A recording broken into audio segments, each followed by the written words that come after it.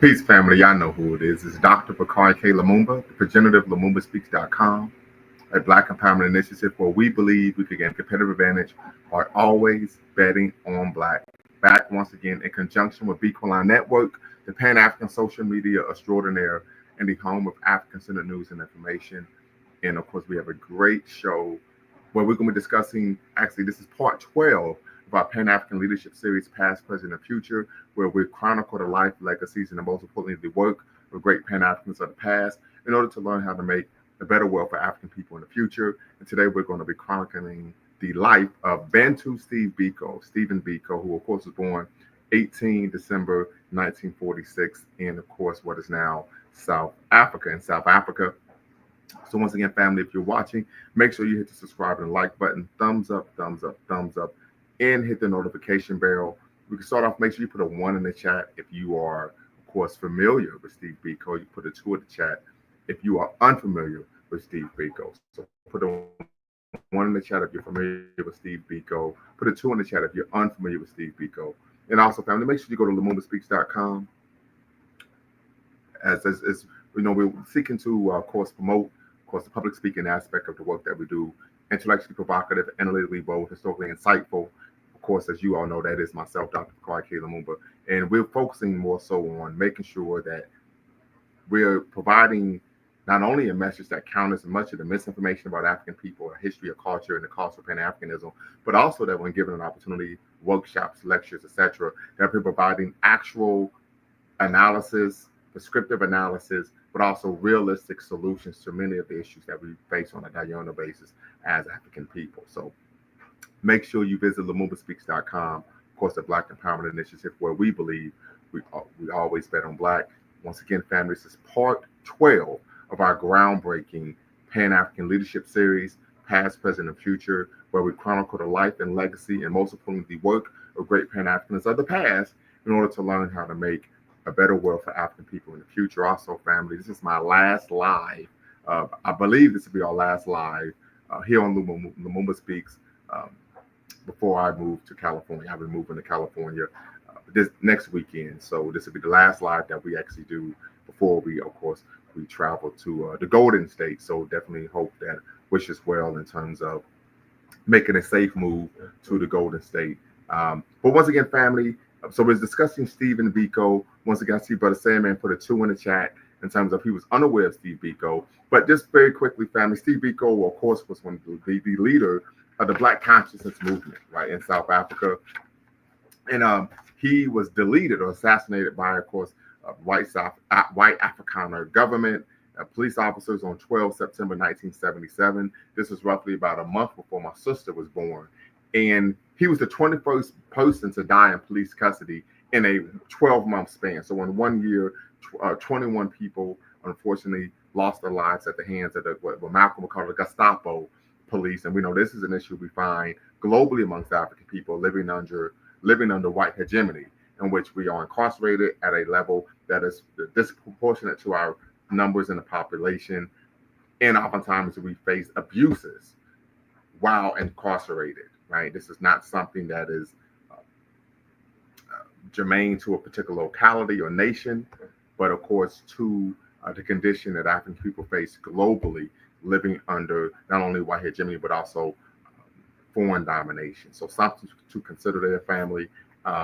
One of the issues I wanted to touch base on with Steve Biko was that when he, of course, was arrested, right, in South Africa, he was, of course, beaten, physically abused. I'm just going to read some of this. They say that Biko pushed the chair forward and lunged with his fist. 5 men, he was assaulted by 5 officers simultaneously. Blows were aimed backwards and forwards, which also flung him against the walls of the room. They thrashed him with a reinforced hose pipe. He hit his head and fell. He's in confused and dazed. And they put him in leg irons and handcuffs, standing. He was left in this crucifying position for 6 hours. So they chained him to the bars horizontally with his arms outstretched at his shoulder height. So we're looking at really like a crucifixion type pose. And he was left in that position for 6 hours, only able to move his head. 3 to 4 hours later, when Biko asked for water, his words were incoherent, as if under the influence of liquor. That night, Biko was left lying on a urine-wet mat, still shackled by leg irons on his feet, which were locked onto the wall. So they actually took him down from the crucifixion position that he was chained to the cell walls, to the cell, and then left to lie in a urine-wetted mattress. So something to consider there.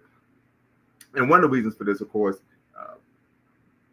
Biko challenged blacks not to be part of their own oppression. He believed that the most potent weapon in the hands of the oppressor is the mind of the oppressor. We definitely know this is true. He defined black consciousness as an inward-looking process to infuse people with pride, dignity. We have set out on a quest for true humanity. He said clearly he expressed what he saw as the bitter truth of prime importance was to awaken the people as to who they are by getting them to state their identity. He thought that if you could do that, there was no stopping them from revolution. This consciousness towards a realized identity, a refusal to mirror white apartheid's definition of black inferiority, gradually took root amongst the black youth and revived political energy in the 1970s. But also, we're talking about the life and, of course, legacy of Biko. He was not someone many would call easily packaged, right? He was by no means a paragon of virtue. Though he could hold his drink, he often drank too much. He was accused of being a womanizer, and he did not always judge himself for his own emotional and psychological capacity.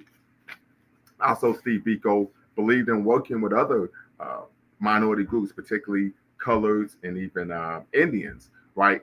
In terms of coalescing, utilizing what we like to call allyship to better the conditions of African people in South Africa. Much of the Black consciousness ideology and movement was influenced by not only Malcolm X, but also the advent of Black nationalism in the 1960s in the United States. So we see this, of course, this Black internationalist perspective in terms of fighting against oppression, irrespective where one is in the world. But also, the Black conscious community, they focused on healthcare and education, which we know is a major issue, but also fostering Black economic self-reliance. He believed that the major problem at this moment is a strange kind of guilt.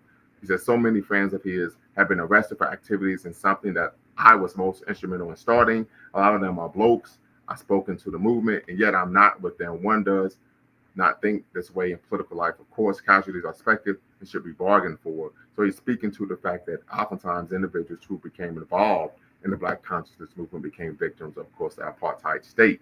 And of course, he himself later in life became a victim as well. So, family, we're going to put the link in the chat.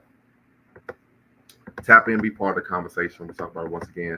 This is part 12 of our groundbreaking Pan-African leadership series, Past, Present, and Future, where we chronicle the life, legacy, and most importantly, the work of great Pan-Africans of the past in order to learn how to make a better world for African people in the future. And we really want to focus on this concept, not only of reclaiming the African mind, right? We understand Steve Biko, one of his most famous quotes is that the greatest weapon of the oppressor is the mind of the oppressed. So, right, we want to talk about that, but we also want to focus on this concept of allyship, right? So a two-pronged conversation, the importance of having a healthy racial identity, right, disposition, but also is allyship helpful for African people? Should we utilize the concept of allyship in order to make a better world for African people? So once again, family, the link is in the description. The link is in the chat. Tap in. If you're watching, make sure you hit the subscribe and like button. You're watching, of course, Beacon Network, the Pan-African social media extraordinaire, and the home of Africans in the news and information, as well as, of course, LumumbaSpeaks.com, a Black empowerment initiative where we believe we could gain a competitive advantage while always betting on Black. One of the things that comes to my mind when we think of the minds of the oppressed, I think of Paulo Freire's book, Pedagogy of the Oppressed, right? He talks about the educational system, really, recycling, right? Putting individuals on what we like to call that rat race, that Ferris wheel of redundant type of thinking that leads one to recreate the conditions that oppress them in the first place. But I also think of Dr. Carter G. Woodson in his, of course, seminal text, Miseducation of the Negro, right, where he talks about, once again, really arguing this whole concept of the greatest weapon of the oppressed, of the oppressors, the minds of the oppressed, and also Ngugi wa Thiong'o, right, the I believe Kenyan scholar who in his seminal text,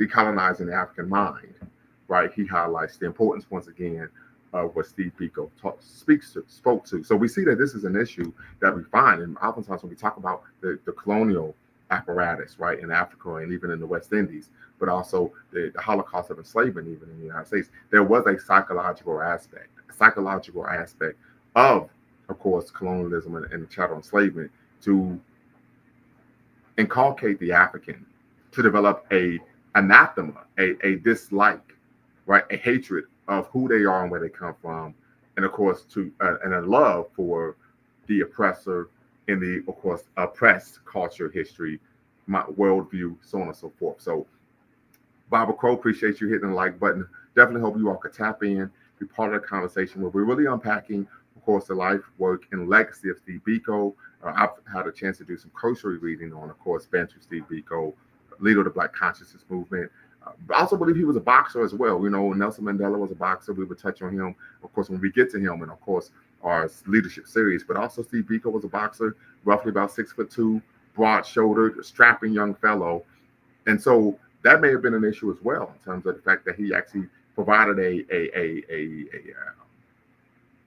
pose, a physique, a view of masculine, Black masculinity, right? And so that we also know that tends to be an issue as well when we talk about some of the views that the oppressors have of the oppressed. So definitely want you all to tap in, family. The link is in the description. The link is in the chat.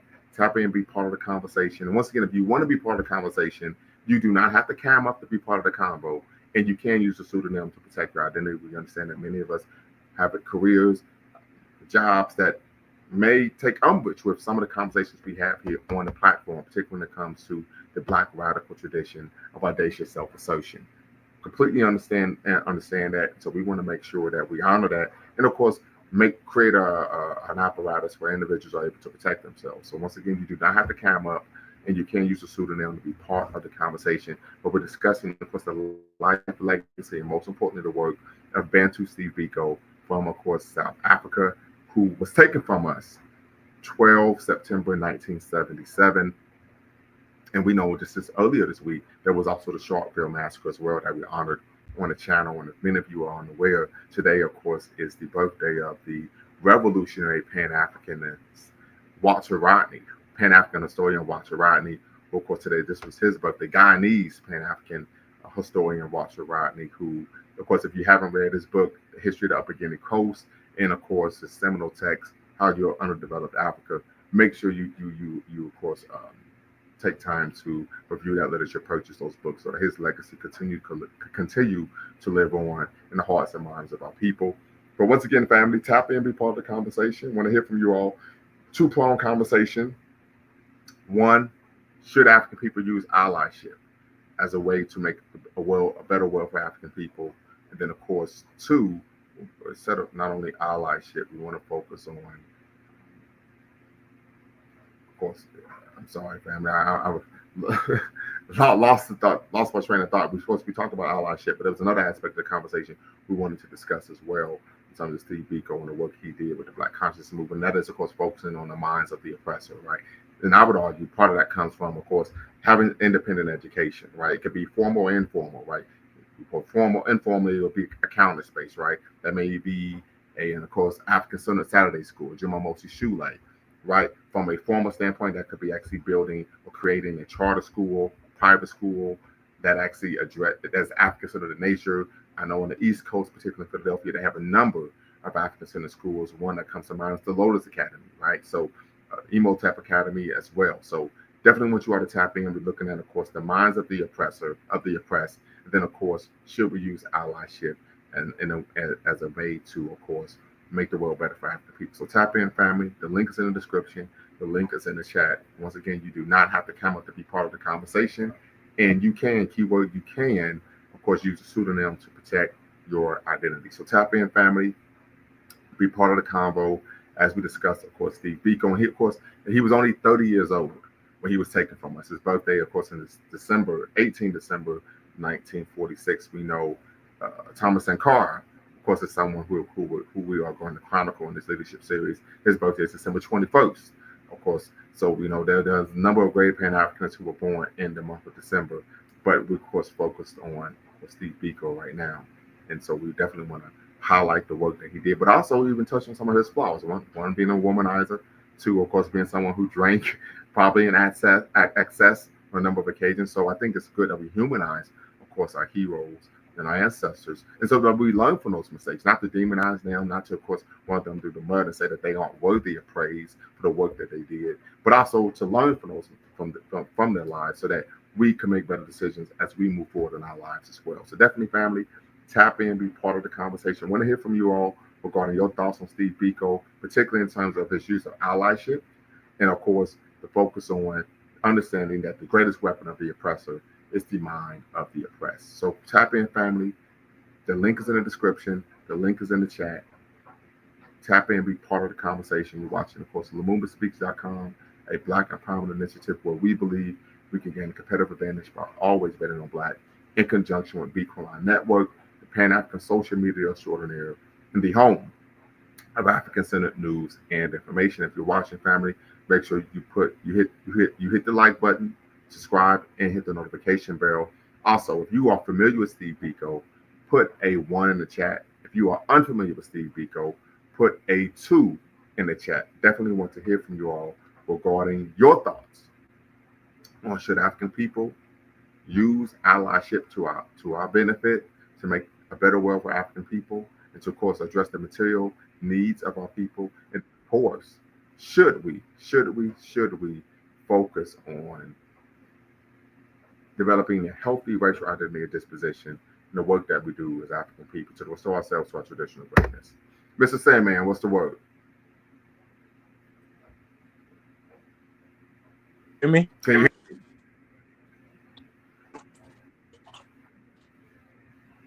Mr. Sandman. Okay. Yes, it seems like your mic is bad. You're going in and out a little bit. Maybe let me reverse the page and see if that'll work. Okay, no problem. Okay, so I believe Brother Sandman is going to tap out and come back in, or adjust some things on his end. But definitely, family, share your thoughts in the chat. If you don't want to cam up, be part of the conversation, put your thoughts in the chat in terms of should African people use allyship, right? And then, of course, number 2, your thoughts on Steve Biko's famous quote, "The greatest weapon of the oppressor is the mind of the oppressed." So, right, we're talking about developing a healthy racial identity, using alternative methods of education, whether it be formal or informal, to educate our people so that they, of course, have a healthy worldview and disposition. Steve Biko believed that if African people were able to reclaim their identities, that would, of course, be the forefront of the revolution. I think this goes in conjunction with some of the teachings of Malcolm X, where he believed there needed to be a partial revolution before there was, of course, a political one. Go right ahead, Mr. Sandman. Am I better now? Much better. Okay, yeah, that's what's up.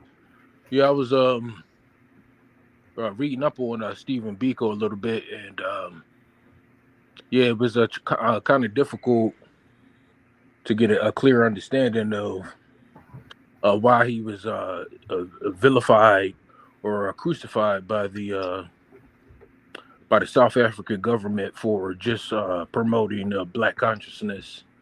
I didn't understand exactly what crime he had committed. Well, yeah, he also, so there was also order.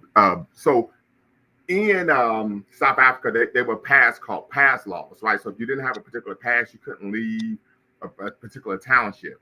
In defiance of those pass laws, he left the township to protest against these pass laws with other individuals. And of course, he was arrested and then subsequently assaulted. And as a result of that assault, he transitioned to the realm of the ancestors. Oh, okay, I understand. Yes. So the pass laws was organized to keep Black people in South Africa in one area. Stuff. Correct. Yes. Oh, okay. Yes.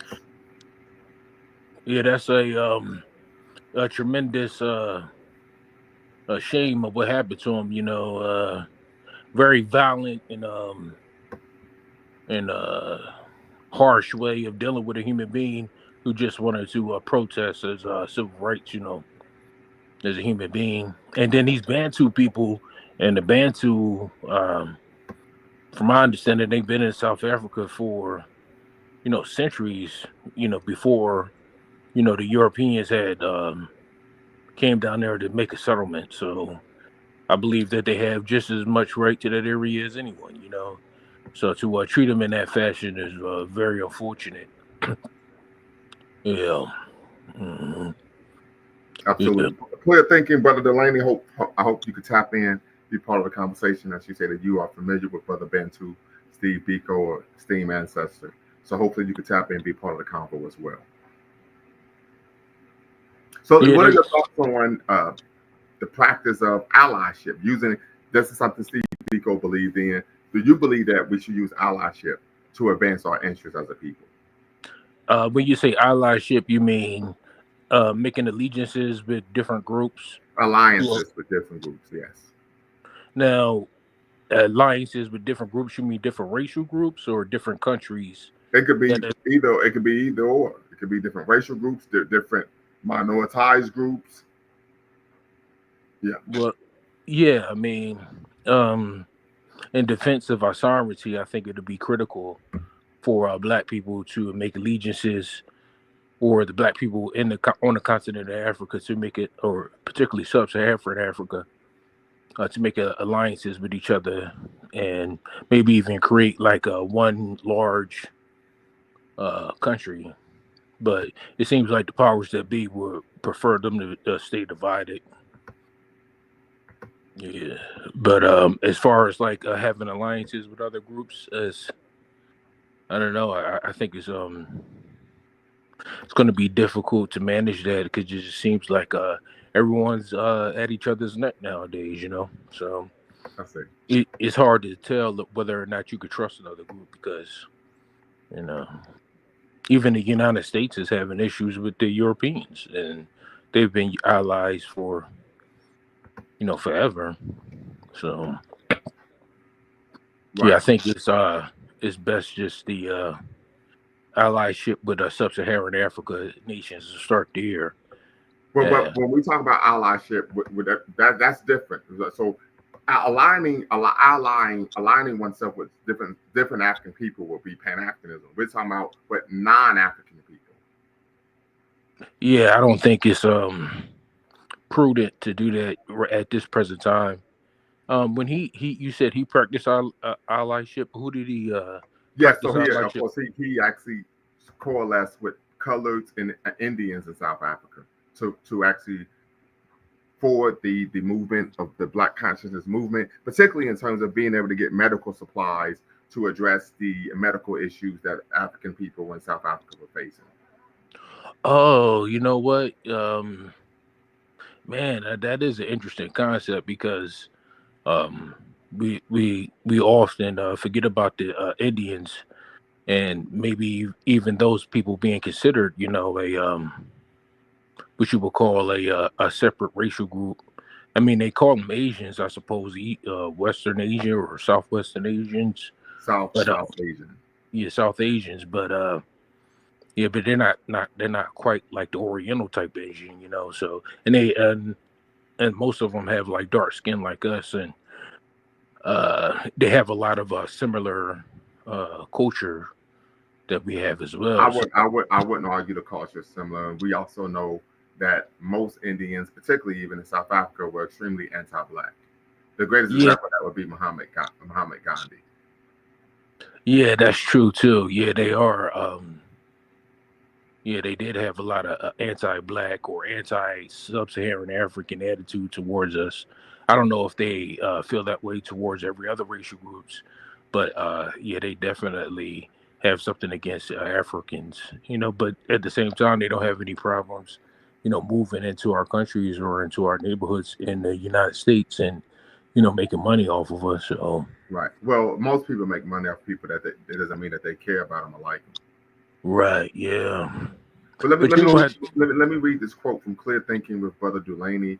He says, "Allyship has its place. However, the bulk of the work of African liberation will and must be done by us. The heavy lifting, day-to-day struggle must be done by us. Allies can amplify our work." I would agree wholeheartedly. I think, unfortunately, when we think of allyship, most of our people go into these situations unorganized, right? And they end up being organized by the very individuals that they're seeking to ally with. So I agree with you 100%. We know as Pan-Africanists, the work that is done for African people must be done by African people. I would agree 100%. If not, you really can't. And as Malcolm said, if someone's doing something for you, they could take it away. That is a natural progress. So something to consider there. But I also think it's important that, and the reason I'm bringing this up is because when we talk about global power. Different groups work with other groups to get what they want all the time, right? We think of the Battle of Adwa, right? The first Italian-Abyssinian War, Menelik II. He used different European powers against each other to get to actually acquire the weapons needed and necessary to successfully defend his country from the Italian invasion, right? And so when you think of allyship, these are simply agreements that you go into in which you're getting what you need to fight against other individuals. Another example would be World War II. The United States allied with their enemy, the Soviet Union, to defeat Nazi Germany. Then after they defeated Nazi Germany, they went right back to being enemies again. Yep. So And that's when the Cold War started. I'm sorry? I said that's when the Cold War started. Correct. Absolutely. And the Cold War started afterwards. Absolutely. So it has its place. Unfortunately, I just think a lot of times when our brothers and sisters align with other groups, when they create these supposedly strategic agreements, what tends to happen is individuals end up being organized by others other than themselves. So defender of logic, you said the keyboard warrior has returned. Who are you referring to? As you know, here on our platform, we don't attack a person, we only attack an argument. Yes, allyship as a relationship. No. So I don't understand the sentence. So definitely tap in, be part of the conversation, and we can of course unpack what it is you're trying to communicate. Okay. Very quickly, family, want to make sure that we make this disclaimer. We just go over the ground rules here at Lumumba Speaks. And those ground rules are rather simple, right? But I think because of the last comment, we need to, of course, make this known to all. So, number one, family, here at Lumumba Speaks, diversity of thought is welcome. So, irrespective of you on the left, you're on the right, or you're right down the middle, right? You could come here and you could have we were seeking to have a conversation with you. We think not having a conversation in the echo chamber is beneficial to us as a people, right? It allows you to learn and grow. Number two, no racial epithets of any kind, no epithets of any kind, right? I was at the gym earlier today. There's a brother from Haiti who called me the N-word. I had to check him. And he said, well, I don't understand the problem. The N-word means black. I said, no, it doesn't, right? So then we had to have an educational conversation on the history of the term and what the word actually means, right? So no racial epithets of any kind, no epithets of any kind. This is a space of black empowerment. We believe in the 3 N's of black power: self-respect, self-defense, and of course, last but not least, self-determination. Number three, facts over feelings. So if you disagree with something someone has said, you attack the argument, not the person. This is not elementary school. This is in junior high. This is in high school. We are incisive, critical thinking adults. And so if you disagree with someone, attack the argument and not the person. And then, of course, last but not least, no fundamentally false statements, right? You can have an opinion, but no fundamentally false statements. For example, you could be of the misnomer that LeBron James is the greatest player of all time. However, if you were to state that he was the greatest player of all time because he averaged more points per game than Michael Jordan, that would be a patently false statement, right? So we want to stay away from that. It's my platform, and of course, the information that's disseminated on my platform is reflective, of course, of myself, of my person, and as a scholar, as a professional, right? That, of course, puts me in a bad light. And last but not least, family, our mission is neither to exonerate or vilify, but to challenge conventional wisdom and re-examine what has previously been accepted as fact. So tap in, family. Link is in the description. Link is in the chat. Let's be part of the conversation. We're talking, of course, Bantu Stephen Biko. This is part 12 of our groundbreaking Pan-African leadership series, Past, Present, and Future. Part 12, where we, of course, review and honor the life, legacy, and most importantly, the work of great Pan-Africans of the past in order to make a better world for African people in the future. So I think we've kind of settled on allyship. And I would agree, yes, ally as a tool, yes. As a relationship, heck, guy. But let's pivot to Steve Biko, one of his more famous quotes: "The greatest weapon of the oppressor is the mind of the oppressed." How do we address that issue as an African people? So that goes to you, man, but also the brothers and sisters in the chat. You have to address that through the family. It starts at the family level, Okay. but you address that from the family level, then it can broaden its heights. So, but what if you that brother or sister grows up in a family in which the brothers and sisters are, for lack of better words, ignorant? Hmm. That's a difficult question. I think there's always going to be outliers in regards to the benefits of being in a family environment.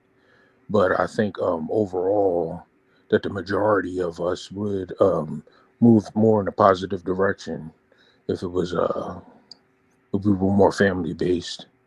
Well, and that's understandable, but we're talking about in terms of the ideological worldview, right, of African people, right? So we understand the importance of having a two-parent household, but we're talking about the worldview, the mindset, right? When we talk about this, we're talking about African people. Brother Delaney, if you can cam up in queue very quickly, so I can just make sure you're not trolling, then I'll bring you into the live. So if you could cam up very quickly in queue, right, just 2-3 seconds, I can see you, and then of course I could bring you into the live.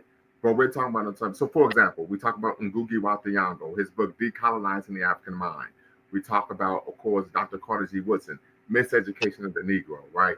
This concept, of course. Okay, got you, brother. Appreciate you. I'm going to bring you into the live. You can turn your camera off, right? This concept of, and hopefully, brother Sandman will be to tap back in. This concept of, and even we look at the colonialism, the colonial apparatus, the missionary schools, right? Brainwashing our brothers and sisters. We look at the Holocaust of enslavement, right? In this dis-Africanization process, this brainwashing that took place. What, of course, Ali, what is his name? Dr. Ali Missouri called contrived amnesia to make one forget about the African history legacy, right? And then teach them that where they came from was negative, right? Primitive, so on and so forth. How do we address that issue as an African people to take back the mind of African people from being a tool of the oppressor to, of course, a weapon for liberation? So, Brother LMA and Brother Delaney, I will, of course, give you all the floor. Brother Delaney, you can go ahead. I've been on unspoken enough. You can start off. Well, greetings, my brothers. Greetings in the honorable spirit of our great and mighty African ancestors. Yeah, my brother, this is a very comprehensive question. You know, what I mean, there is no easy answer to such a question because the solution is it's a comprehensive one. But I think there's a cliche that uh, education is very essential to our liberation. And we will say Africation as well. Um, we have to we have to reconnect our people back to who they are. I think that is very essential to us as African people. That reconnection to our African roots, the embracing of our African selves. I think that is the foundation um, of this type of um, awakening that you speak of, my brother. That type of you get that feedback, my brother, or just me? No, I'm not getting any feedback. I hear it. There is a static in the Get community. that I don't know Lamont. if Can you mute your mic? Yeah. like a fan. Oh no! Whoa, that much better. Oh God, thank you very much, man. I feel like it was like a fresh air that came in. Yeah, thank you so much. Yeah, yeah. As I was saying, I don't know if you heard me, but yeah, the our liberation has to be comprehensive. I don't think there's any one approach that can, get our people reoriented to ourselves. Like I said, the mind is the greatest thing. The mind is probably the most significant part of our liberation.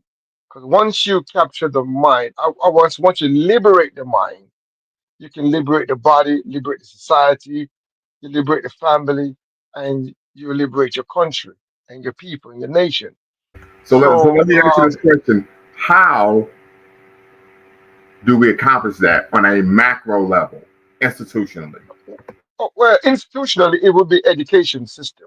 We would have to build our own African education system, our African centered, African orientated educational system to really Africate our people, to really ground our people in the best of our African cultures and the best approach to push us forward, the best in scientific development, the best in African culture. I think putting those two together can be a powerful recipe for our liberation.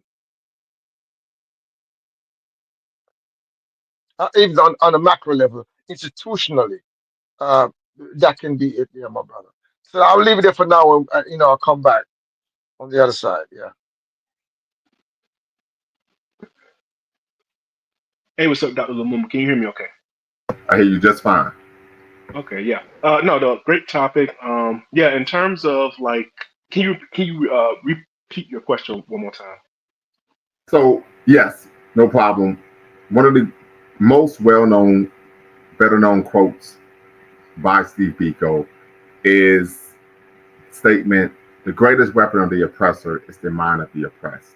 So how can we move from the mind of African people being used as a tool of our own oppression to a weapon for our liberation? Okay, yeah, I think I get it now. Yeah, so I think for me, just my opinion, I think the two best things are obviously going to be education, but I think education through media. Even for me, like I told you, I was, back in my unenlightened days, I was on that, Larry Elder, I was on that, Candace Owen trip, and like I said, it was just I saw a couple of, videos that kind of sparked, sparked my interest, basically, and like told me about a historical event that I didn't know about. And once I knew about that historical event, I started going down, the path of like just kind of like looking up um, different events, looking at different philosophies, and that just kind of opened me up. And I think that, while it kind of sucks because it's kind of like, you can send people a video, and some people it sparks a revolution in their mind. To other people it's just like, they just kind of go back to watching ESPN or whatever fight videos they're watching on World Star Hip Hop or whatever. So I think the main thing, and it's going to be, a laborious task. It has to be, like I said, the education, the media, like I said, YouTube videos and stuff like that. And obviously, the field of YouTube is just, saturated with, political commentary pulling in either direction. So it's easy for, someone to get caught up in that stuff. But it's going to be, I think it's going to be like, folks. Uh, Having these philosophical conversations with their friends and then trying to pull them in any one direction. I think that's just the best way. Like I said, because it's a lot. I think a lot of cause even for me, what I'm saying, back when I was, it was just what I was brought up around. It was just the voices that I was listening to when they can frame history. That's just what you're going to be. I was just a product of my environment. You know what I'm saying? If I was in the military, Can go I ahead, ask you a go question ahead. about that? Yes, sir. So you said what was it that what was being said by black conservatives that led you to take on that worldview at one point? Well, it wasn't black conservatives, just conservatives nonetheless. And this is the one thing I really wanted to, chat about with just other people on particularly like the left. Like the one thing that, because I listen to a lot of libertarian uh, media and stuff like that. And one thing that I think the libertarians did really well is that they were able to paint a world, how the world would work, and how the world would be. Would function better if their ideology was to propagate, their policies, their ideology would propagate. They basically built the world and they went into like meticulous detail, like, how would the roads get built? How would the trash get taken out? How would this, how, what I'm saying? And they broke it down. Some of the stuff you can look at and be like, yeah, maybe, maybe not. But, they went through that laborious and then you start to think in those terms. And it took certain, how can I put it? Certain concepts like, individual liberty and freedom and all this other stuff. And they just kind of expanded it, to, they expanded it, and now, kind of got you thinking, you know what I'm saying? So that was kind of like the types of commentary I was listening to that kind of got me on board. Basically, they just built the world for me that, like I said, you look at the, you can look at politics now and you can say like, man, why are we doing things this way? why is the budget like this? Why are we spending this much in taxes? You know, this, that, and the other. And then they paint in the world and say, well, okay, we did it like this would be the outcome. And then, you know, you kind of listen to it and you're like, oh man, that makes sense. And then you just kind of get, you know, you get sucked in. And, you know, to be honest, I don't think that everything that the libertarians said was bad. It's just that they have some personality faults amongst them that you really don't want to get caught up with them, because they'll end up, you know, have you, you know, they'll be living in a big house and you'll be working in the fields trying to figure out like, damn, I'm free. You know what I'm saying? So you got to be careful with them. But I do think that just, you know, you got to make the argument. You got to make the argument. You have to show people and make compelling media, compelling panels, compelling documentaries that can show how your current situation was born, you know, 400, 500 years ago, right? You can see how, you know, we went through slavery, and then we got, after the Emancipation Proclamation, after the Civil War, we had black codes. After black codes, we had Jim Crow. And then you can see these policies. And that was like the one thing, like I said, that awakened me in a sense. Like once I was able to like see how, you know, I can look around and see how, you know, uh, black folks, African American folks, and Africa in general isn't doing too well, you know, that's always painted as, oh, it's just some type of personality flaw that is just inherent in all black people, right? But then once you look at the history and you realize, oh no, this isn't a personality flaw. This is the legacy and the natural result of, you know, predatory, exploitative, violent, imperialistic policies that is, you know what I'm saying, you were never meant to even like, you know what I'm saying, like you making it is like you winning the lottery. You know what I'm saying? And once you realize that, like there is no going back, you know? And I just think that for some people, it's just gonna take a lot more for that, for the click in their head, you know, but we gotta keep trying. So real quick,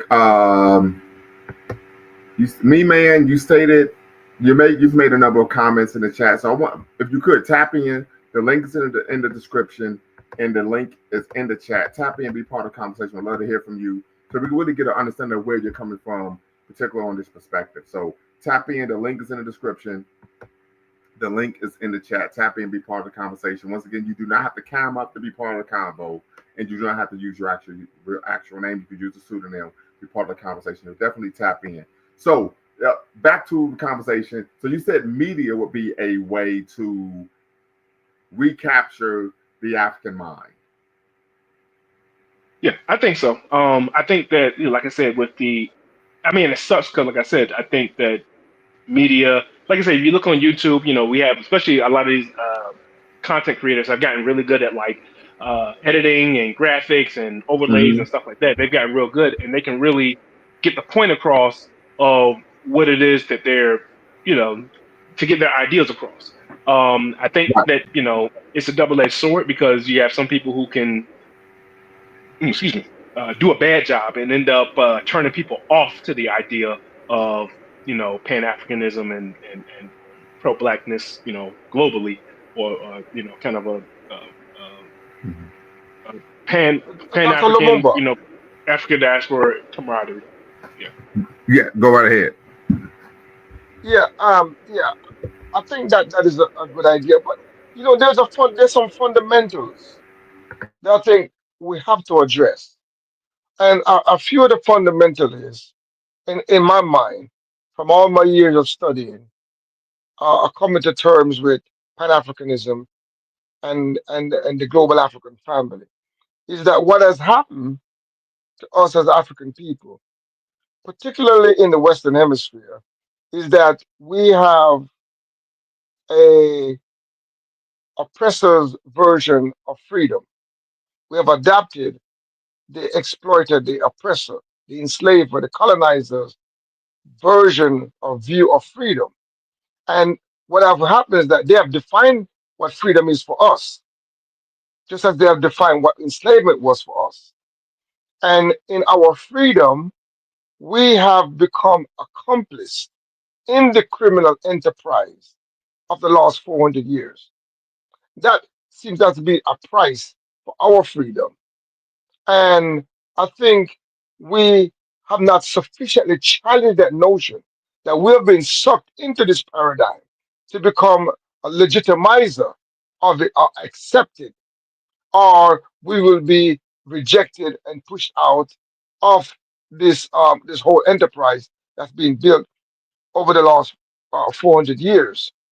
And the way they have captured our mind, educationally and with the media, is that now if you was to do a survey of African people, there you would get a reflection of the thought process of the oppressor and the again the imperialist, capitalist, Eurocentric view of the world, because of we have been conditioned to to think like them and to become supporters, defenders, and actually propagators of the same system that have exploited us, enslaved us, and brutalized us for the last 400 years. So I think we have to get that mindset right, from the very beginning, that we as African people cannot allow ourselves to become accomplices and to continue to proliferate. Because remember, it's as if somehow we've forgotten this land is stolen land. It's So, but captured America. we understand that, but of course the focus is on the how, right? Yeah. I'm saying, How. a lot of this will inform how we go about structuring this kind of understanding, because the overall understanding is that if we was to go about continuing to legitimize the system, and we get all this good, wonderful thoughts and wonderful thinking, all we were doing is just beautifying the whole system of oppression and feel good about it in the process. Because you see what's happening But now. the question is, how do we do these things? I mean, it has to be done through education and media. I mean, there's no other way around that. That's the ground. That's the hard work to be done. The building the education institution that will be inculcated our vision of freedom, what freedom should be, and what does sovereignty mean for us as African people. What do we think about how society should be run, how the resources should be divided, what kind of culture our children should be taught, what kind of language we should speak. You know what I'm saying? All of that is that we have never really entered those discussions. We have adapted the Eurocentric Well, vision of the no. world. There have been each generation of African people have developed leaders, organizations, movements, and institutions to address those issues. The issue is, unfortunately, the majority of our people don't align themselves with that type of worldview or thinking. That is correct. But we have done those things, and those institutions are Yeah. still present today. And those are the things that still needed to be done today. Those we have to expand those institutions, highlight those institutions, and grow those. They have to be. Those are still the solution. If not, we're just going to be keep legitimizing our own oppression, become accomplice with the whatever the criminal enterprise of America does or do. We will become legitimized of it and become cannon fodder for the system.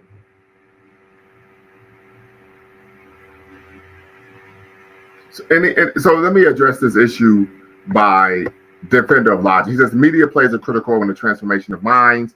I remember watching a 2 hour and 30-minute documentary that introduced me to Garvey. Media and communications is where Pan-Africanism is lacking. I would agree, but I think part of the issue, and when you actually talk to serious Pan-Africanists, their focus is on doing the work, right? Not actually creating media, right, to disseminate to the world, right? And I can say this as someone who is familiar, as someone who is a Pan-African, as someone who has, connects with brothers and sisters in the West Indies, in the Caribbean, even of course in Europe. People who are doing the work tend not to focus on media because it takes away from actually doing the work that's needed and necessary to address the material needs of our people. So, but I understand where you're coming from, because oftentimes what happens is, and we've seen this, of course, particularly from individuals, FBA, ADOS, so on and so forth, they're promoting information that, of course, is ahistorical and adverse to the facts, but it's eye-catching, it's provocative, and it plays a role in, of course, swaying people's perspectives and worldviews. So definitely, And it's emotional.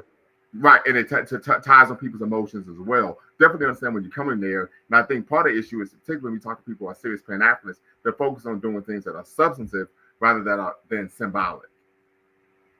And so that tends to be the issue. Correct. And here's the reality. In any movement where people are doing serious work, the work that you do is substantive, not symbolic. For example, if you go to the Negro church, what you get the Negro church is symbolism, not substance. Right? It feels good. It ties in on people's emotions, right?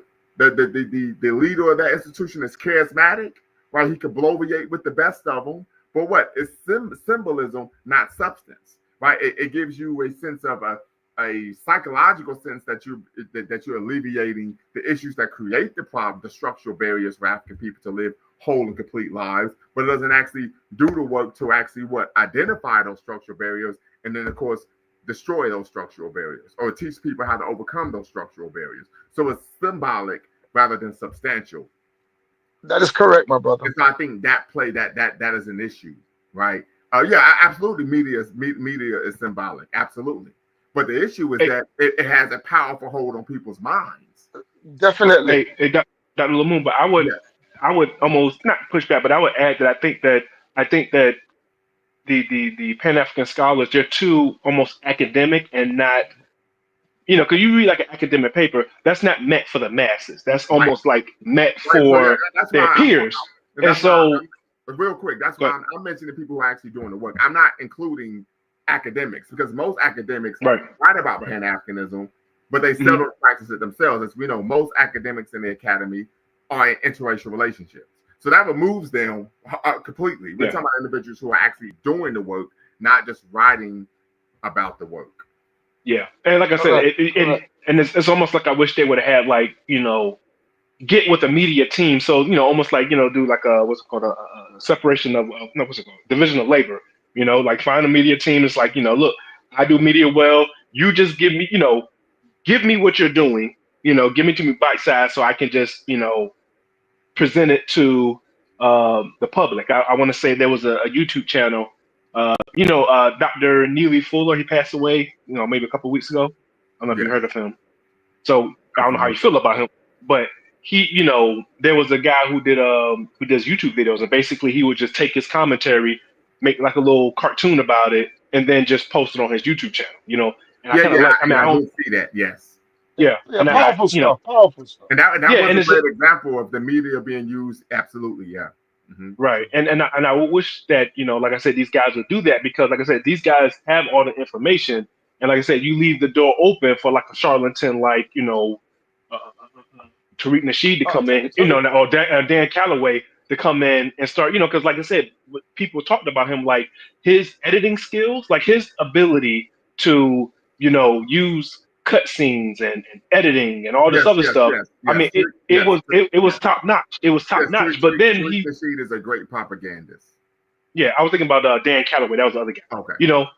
He had amazing. Both of them. Yeah. Yeah, they had amazing editing skills, and then he'll turn around and say that Harriet Tubman didn't exist. You know what I'm saying? And with that, with that media, ridiculous. Yeah, with all that, with that media talent, people will look at it and think that like, oh man, this is like professional. This is like something, you have to have a lot of money to do this. So this is like must be coming from an official, like scholarly, authority of some sort.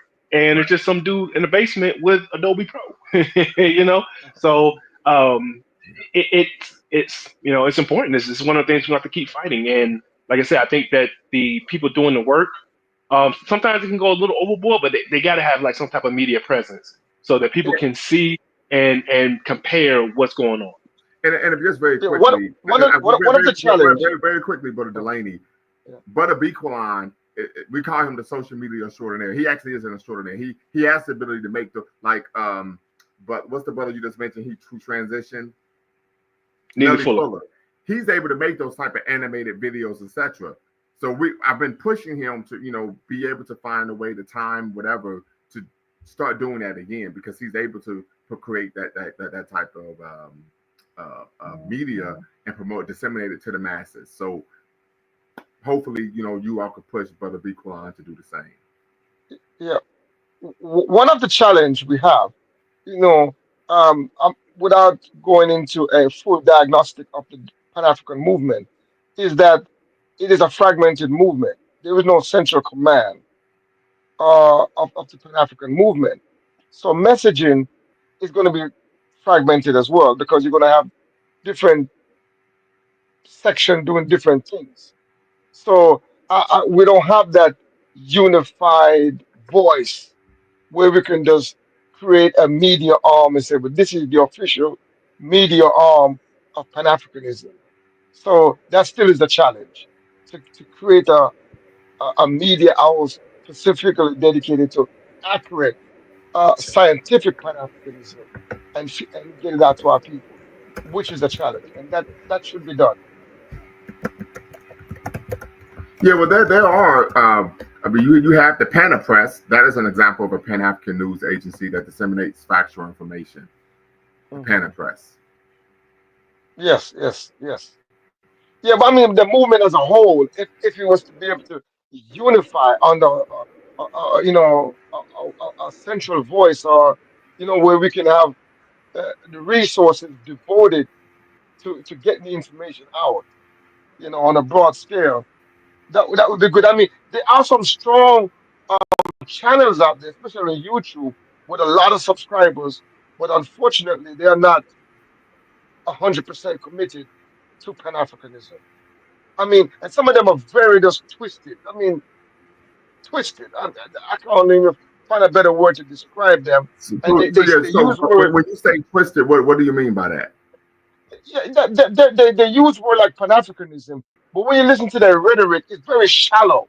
It's very just emotional talk, emotive talk, and sometimes the talk is immature and childish and xenophobic, and they claim to be Pan Africanist. So it does muddy the Well, real water quick, somewhat. real quick. I want to speak to that. I've seen that, and I would agree with you. I've seen on Mhm, platforms.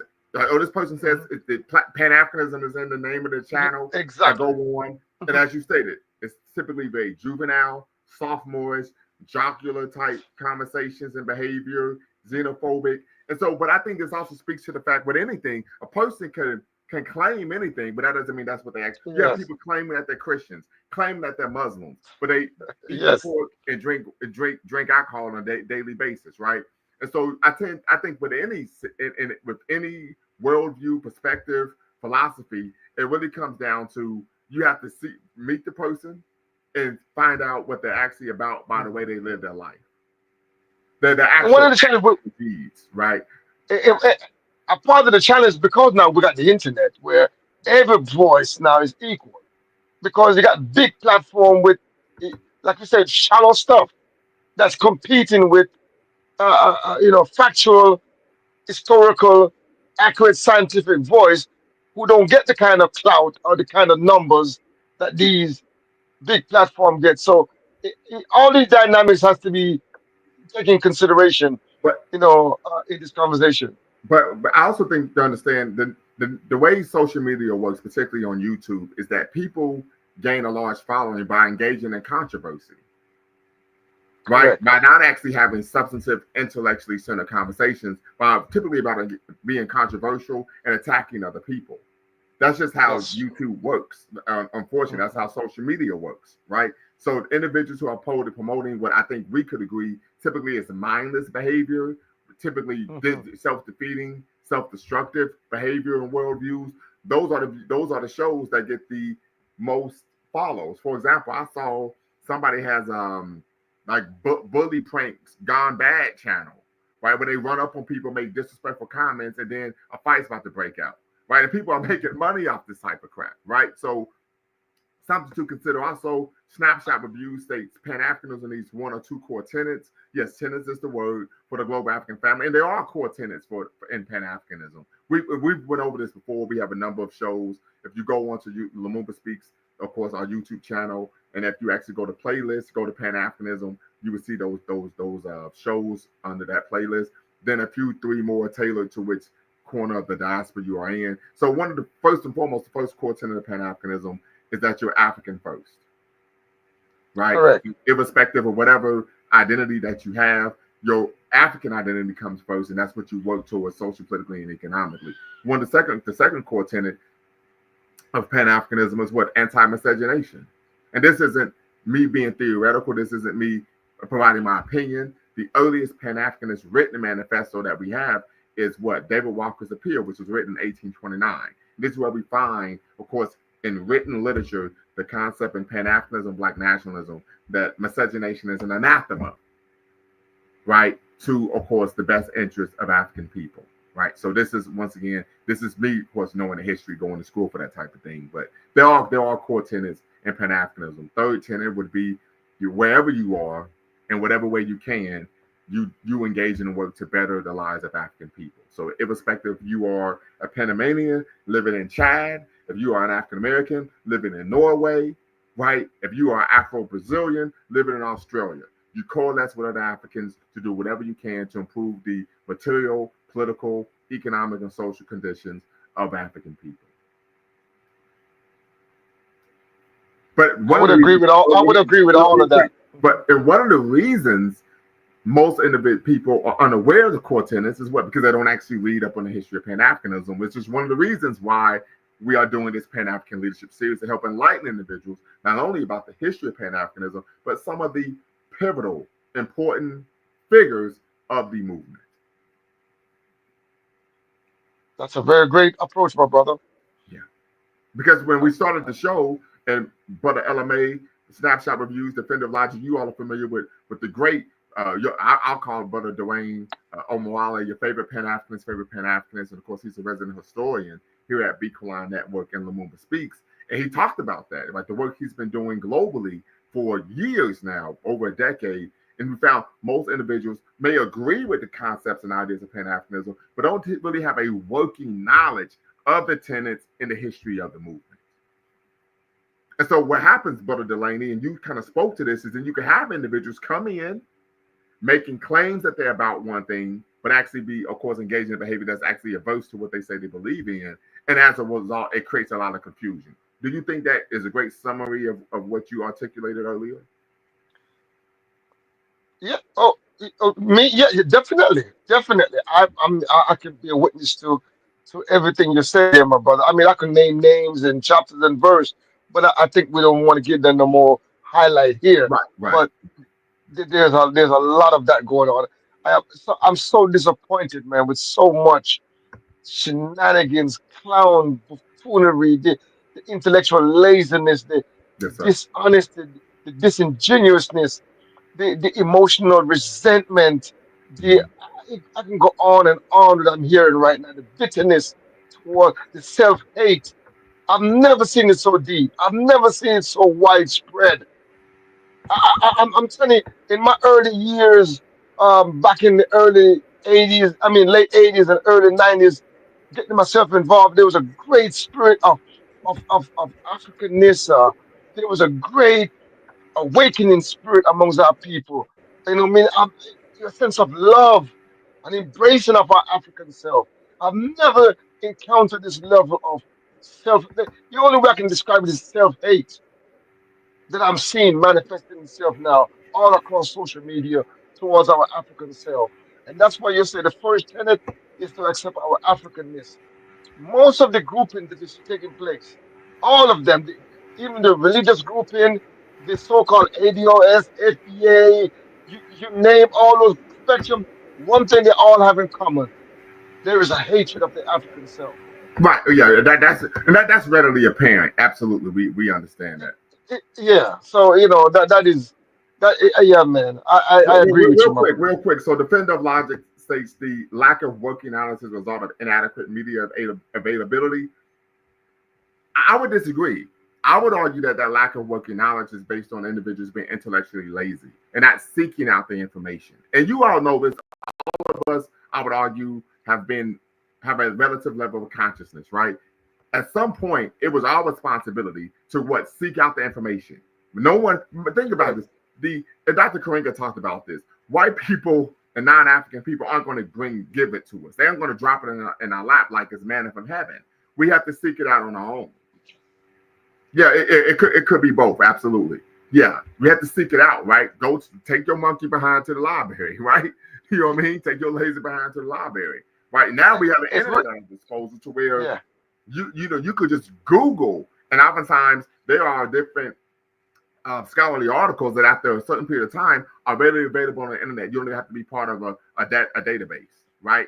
So part of that is just taking it upon oneself to study and learn, right? For example, I learned about Yah Santo on my own, not while I was in college, right? Much of what I learned about African history, I would say much, I wouldn't say maybe half, maybe 50% of what I learned about African history took place from me taking the time to study and learn on my own, rather than just going off what I was being taught by professors or what I saw on the In internet. my And we case, know much of what we, it, it was 90% in my case. I mean, them big books, these generation nowadays, they see those big books from back in them days, they'll run as fast as Usain Bolt from those big books. yeah. They got the And part of internet that, now. yeah, and part of that comes from not only the society. And what country are you in, brother? Well, I'm present in the UK, but I was born in Jamaica. Okay, got you. Shout out to But Jamrock. So I would argue one yeah. one of the issues is the society tends to promote being intellectually lazy, Hmm. right? But also it comes down to the household as well, right? In what manner is your household promoting a concept of intellectual curiosity? For example, and but LMA, I think you was on when I did my I defended my dissertation. And one of the things when I defended my dissertation, I drove home to Dayton to see my parents and give them the good news. And my dad said, "Well, you know, you got to thank your mom because she's the one when you were 2, 3 years old who put the books in your hand and cultivated a love of learning at a very early age," which was true. It was my mother. Of course, being the youngest in my family, I spent a lot of individual time with my mom. And during that time, my mother was pushing education to the point when I was in kindergarten, I was able to do my brother's third grade math homework. By the time when I was in eighth grade, I passed the proficiency test to graduate from high school when I was in eighth grade on my first try. And it wasn't just because I was naturally gifted intellectually. No, it was because my mother instilled a high level of intellectual curiosity. For example, growing up, I was good at sports growing up. Sometimes I would have a game, I would maybe score 2 touchdowns. I would come home and crack open the encyclopedia. Why? Because my mother inculcated that in me and made that part of my personality, which is something I was able to do with my son and daughter, to where it became normal for them to walk into a place, sit down, and grab something and start reading, because that's something my parents normalized with me. So part of it is in the home as well. We know the African proverb says the ruin of a nation begins in the homes of its people. And so I think it's very That is important that we promote this that's kind of intellectual that's com- curiosity. that's commendable, my brother. I mean, you are fortunate in that respect. Yes, I You was. know, in the home. I mean, I grew up a portion of my years in America as well. A lot of my years in America, and unfortunately, I never was introduced to nothing about Africa by my family. The Africa was never discussed. We never even talk about any books, history. They just put you into the school system and wish you the best. Many of my peers grew up in that way. Their parents just push them out into the school system and let the school system take take take over from there. So I guess in one sense, my parents and many of my peers were not equipped to even teach us because they didn't know themselves. So I think that created that big void that big portion of our generation. We never had it. If I never was fortunate enough to meet somebody who was conscious and introduced me to books, send me to the library, and I start reading about revolutions in Africa, the anti-colonial struggles in Africa and the Caribbean. Read about David Walker. Read about Frederick Douglass. Read about all those great people, Malcolm X, Marcus Garvey. I would have never known anything. You know what I'm saying? So, and those books back in them days, they was huge. When you're reading How Europe Underdeveloped Africa by Dr. Walter Rodney, and you start reading, and one book takes you to, and then you go to Jackson, then you start going into Dr. John Henry Clark, and on and on. you start to go down this whole maze of just learning about yourself, becoming so imbued with our history. Those things don't happen anymore. You know what I mean? Because them days, as you know, Professor, we never had the internet. Now they got the internet and they're just ignoring the information. They want it microwave, they want it quick, and it, you know. But I appreciate your journey, man, and I appreciate your parents for what they have done. You know what I mean? But you know, I started late, but I'm still learning. You know what I mean? But we got to teach. We got to get this media right. We got to get this balance between the school system, get the media out. You know, package our information using all form of art to get it out, whether music, whether animation, whether cartoons or whatever. We got to get information out. Challenging talk shows like this and others, and also, Professor, I don't know what you feel about it. You know how you say that controversy and how they go out there and they get all the attention. We gotta find a dignified way of engaging that social media in a way that we can break through that nonsense and get the accurate information in front of our people. Somehow, some way, we got to find a way to break through. I agree 100%. I agree 100%. I couldn't concur anymore. Right. I think that's very important. Also, I want to bring up this children's book. So I remember having a conversation with my son when he was about 7 years old, and I was asking him what did he know about Marcus Garvey, and he only thing he knew about Marcus Garvey is what I told him, and I realized he didn't know much about him. So I could have him go read the philosophies and opinions of Marcus Garvey as a 7-year-old. But what I did, and I did this for my daughter as well, they actually purchased this book, and as you can see, this is my Amazon account, and it says here what you purchased this on January 10th, 2014. This was the Successes of Marcus Garvey by Okua Agassi. This is a biography of Marcus Garvey written after much research, thoughtful, two-color page, so lots of pictures, and of course, it teaches the children about, of course, Marcus Garvey, what he accomplished, what he was doing, and why he is important. There was a number of other books that this author wrote as well about a lot of African heroes, Queen and Zinga. These were children's books that I was able to provide for my daughter, for my son and my daughter, and so they were able to learn about, of course, African heroes at their level, their perspective. So much so, I remember when we celebrate Black Love Days in my home, and I bought my daughter the Pan African flag for Black Love Days, and she was running around the house. I got the flag Marcus Garvey made. I got the flag Marcus Garvey made. I mean, just ecstatic. You would have thought she won the WNBA championship the way she was jumping up and down throughout. I mean, Wonderful. literally. And I remember telling her mom, like, man, this stuff really works. You truly can inculcate in a child a healthy racial identity from the moment they can comprehend, if you simply do the work. Now, mind you, my daughter's 15 years old and has never straightened her hair, has never gotten a perm, has never worn weave or wig, and has no desire to do so. Why? Because we taught her early. So just something to, of course, consider. So let me read some of these comments from Snapshot Reviews, our brother in the UK. The media also needs to be available in a variety of formats. Audiobooks are very accessible for a lot of people. Also, those hip-hop cartoons use animations, which seems to be effective. Agreed. I echo what he is saying. If never met certain people, I would have never become as conscious as I am, and I'm very much still learning. Concept of reach one, teach one. My grandparents didn't teach me or my cousins this stuff. We picked it up through music and a Saturday school we went to. Yes, so that's a big aspect as well. You're going to be talking about Saturday schools. Absolutely. Juma Moshi Shule. Those sound like good starts for children, but as adults, we need to put some infrastructure in place so that when they become adults, they can, apply the knowledge, because that's where it all falls down. Absolutely. So we're talking about institutionalizing, of course, the work that we're doing, actually putting the information that we have to use. Absolutely. So we're going to get ready to close out. So let me ask this question.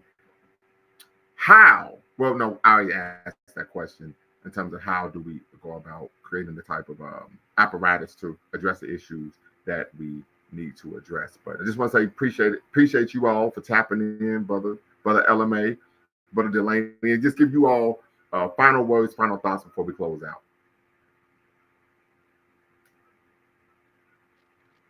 Who's going No, first? no. You can go ahead, Delaney. Okay, yeah, I want to thank you, Professor. It's my first time being on your show. You just came on my feed.